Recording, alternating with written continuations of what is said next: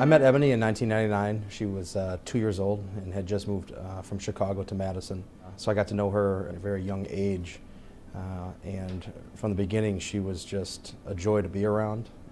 And she and I interacted well and had a mutual love for one another. Ebony's relationship with me was much more aligned of, this is like my daughter, this is like my child. She was joyful to be around. She was outgoing, was very passionate about the people that she loved and the things that she loved, and was very much looking forward to her future, and she had a lot of great things going on. So she was just, up until she was diagnosed with cancer, she was just a typical outgoing young lady. Ebony had a laugh that could literally turn people's heads. I think what Ebony valued most in life was the ability to live, and she had so much drive for someone being so young. And from the very beginning, she was a star. And a star is an understatement. One of the best basketball players I've ever seen in my life. It was so hard to defend her. She was diagnosed at a very advanced stage 4. Her particular cancer is extremely rare. Less than 250 kids a year will get it. It was called alveolar rhabdomyosarcoma. It's a soft tissue cancer. When I first got diagnosed, they said that it would be hard for me to play basketball because I'd be too weak. But then I told them, like, I have to. When you hear cancer, you think like of dying, and you just think of the worst. Yeah, it sucks, but it's beautiful. It inspires me to like want to beat it more and like be stronger, because I know that there's like people looking up to me.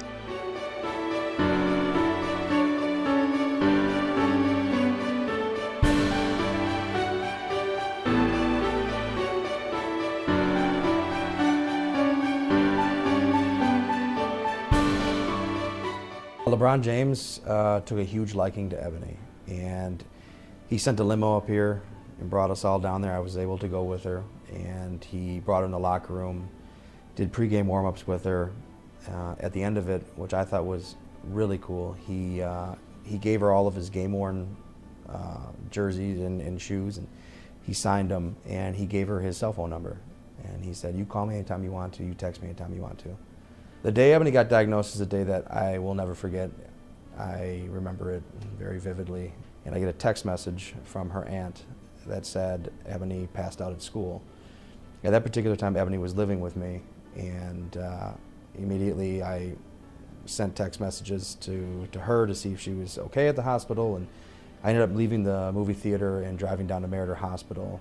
And when we got to Meriter Hospital, the doctors came out and said, we're going to transfer her to UW Hospital Children's Center. The doctor came in and said that they had done some x-rays and they had found a mass in her chest that was the size of a softball that collapsed her right lung in, and that her other lung was full of fluid. They went and did some more x-rays and came back and said that not only did she have that one mass, but she had hundreds of tumors in her lymph nodes. It was surreal. She started chemotherapy the very next day. She did 52 weeks of chemotherapy, 6 weeks of radiation. Didn't miss a single game. That was one thing she was very proud of. But she fought very hard during that year. She just said, this is my diagnosis, this is what I have to do, let's do it. And she sat there and she did it, and it was every day, Monday chemotherapy, Tuesday chemotherapy, Wednesday chemotherapy, Thursday chemotherapy, check yourself out, go play your game, check back in, Friday chemotherapy. She said to me a couple times on the way to a game, she said, do you think I'm going to die? When I talked to Dr. Sondel, I asked him very early, I said, what is her prognosis? What are we looking at here? And he said, I think she's got about a 20% 5-year survival rate, but that particular cancer has a very high likelihood of returning. Through all of this, I never once saw her cry.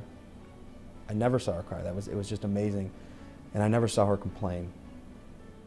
I get a text message from her sister that said Ebony had a stomach ache. She went in and they said,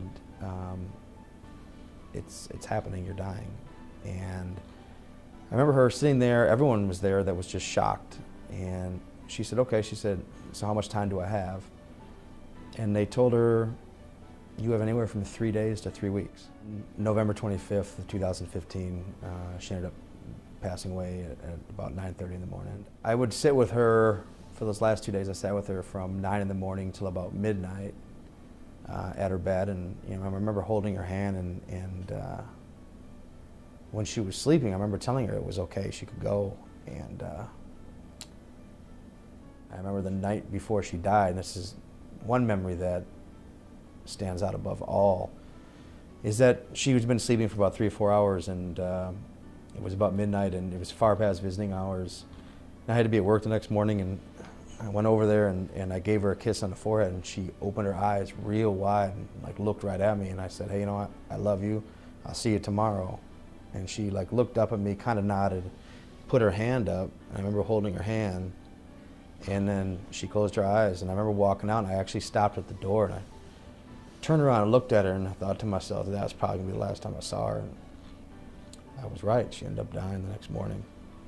The most amazing thing to me is that here's a 17-year-old girl that had been fighting cancer for 2 years that planned her own funeral, from who was speaking at it, what she wanted to have on, what colors she wanted people to wear.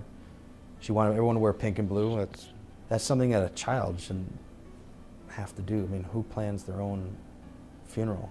She was humble, but she was a star. So there's a lot of resources out there. There's a lot of organizations that are raising money to help the fight against childhood cancer. Working with Northwestern Mutual, I was able to see and understand what Alex Lemonade Stand was all about. And it's so important to raise money for these kids. All kids all over the world, all over the country should be benefiting from this research and what can be done in the treatments. If I could give one message through her, would be that we need to find a cure for this. We need to find treatment. We need to understand what's actually happening. If you talk to these doctors and they're in there working miracles, they don't know what's causing it. There's no risk factors associated with these children's cancers.